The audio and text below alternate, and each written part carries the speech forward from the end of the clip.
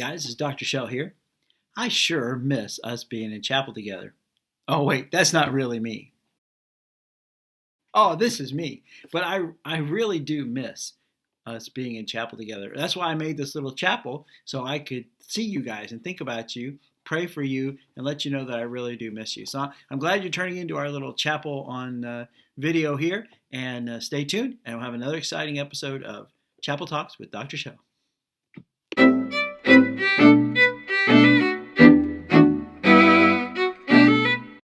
It was kind of unusual, wasn't it? I was at my church with just two other people, the piano player and my son, who was doing the recording.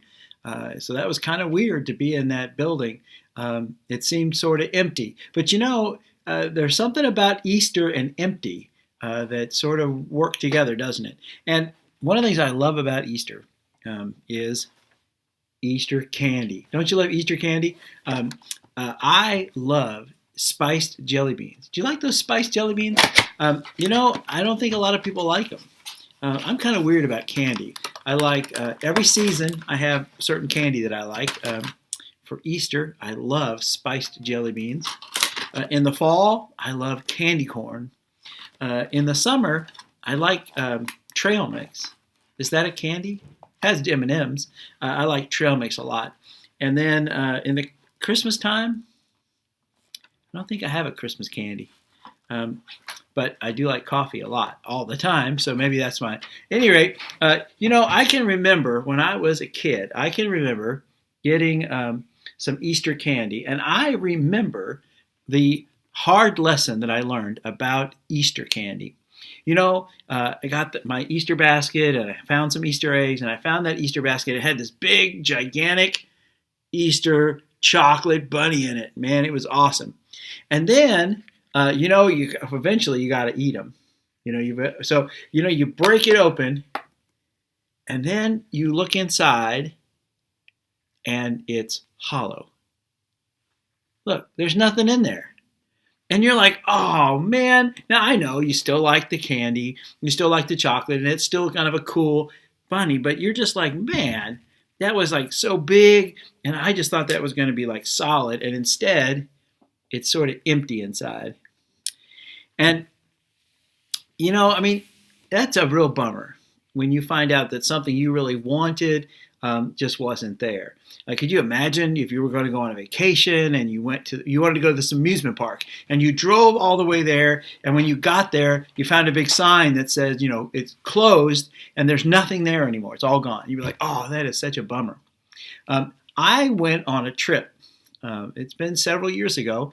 I went to Israel. I went on to do some excavation, and then I also went on a lot of sightseeing. I went to see a lot of special places in the Holy Lands where Jesus lived and where the disciples lived. And when I went there, one of the things I had to see wasn't there.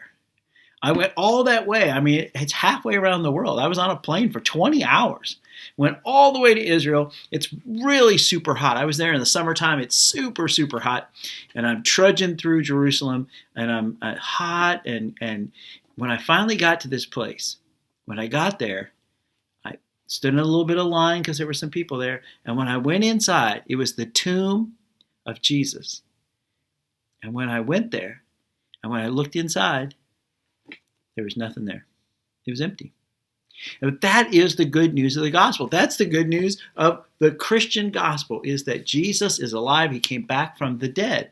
I want to read you, this is out of Matthew's gospel. This is how Matthew 28. After the Sabbath, at dawn, on the first day of the week, Mary Magdalene and the other Mary went to look in the tomb. And there was a violent earthquake, for the angel of the Lord had come down from heaven and going to the tomb, rolled back the stone and sat on it. His appearance was like lightning, and his clothes were white as snow. And the guards were so afraid of him that they shook and became like dead men. The angel said to the women, "Do not be afraid. I know that you are looking for Jesus, who was crucified. He is not here. He is risen, just as he said. Come and see the place where he lay. Then go quickly and tell his disciples that he is risen from the dead." So the good news on that Easter morning that God revealed to these women as they came there, I think it's kind of funny that the Roman guards, who were supposed to be so brave, when they saw the angel, they fainted. And the women were still there standing. And the angel says, now don't be afraid. He says, you have come to see Jesus, who was crucified, but he's not here. He's risen. And then the angel said, come and see, and then go and tell. And that is the purpose, the mission that we have, to first ourselves come and see that Jesus is alive, that he is with us in our hearts. He's in heaven alive with God. And then he says, once you come and see, once you know him, it's time for you to go and tell and share that good news with other people. So I know it can be sort of disappointing sometimes when you think you have something and it turns out to be empty and hollow. But in this case, finding out that the cross, the tomb, when you find out that the tomb is empty, that fills us with such joy. And it's the one time for sure that you don't mind going somewhere and finding out that it's empty and hollow. So I'm so excited that we can share this time together. I hope you had a wonderful Easter. At the end of this talk, I want you to stay watch, because many of you sent me beautiful art that you did to help spread the news of the gospel. You put things, crosses and beautiful sidewalk chalk. So they'll be at, you can watch those. And then at the very end, I'm going to give you a challenge, a Lego challenge for this week. So this is Dr. Shell telling you how much I miss you, and I sure wish we could be together, but we will be soon. And thank you for watching.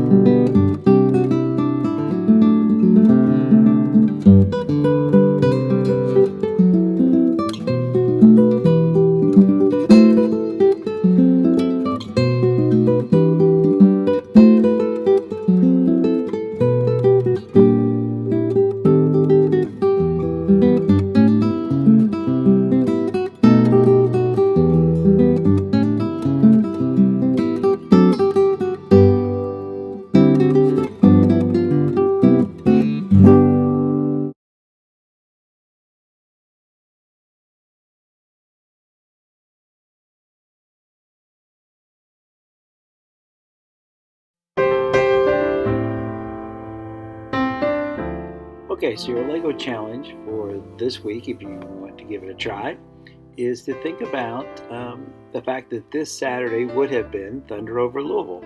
And I don't know about you, but it really makes me sad that we won't have that event. And I wonder what your favorite part of Thunder over Louisville is. Is it the fireworks, the air show, the food, going downtown, hanging out with your family? So my challenge for you is to do something with Lego that reminds you of what you like about Thunder over Louisville. To be honest with you, I have no idea how to do fireworks with Lego, but I'm going to experiment and see if I can find out. So that's your challenge. Email it to me if you want to give it a go, and appreciate it, and have a great week.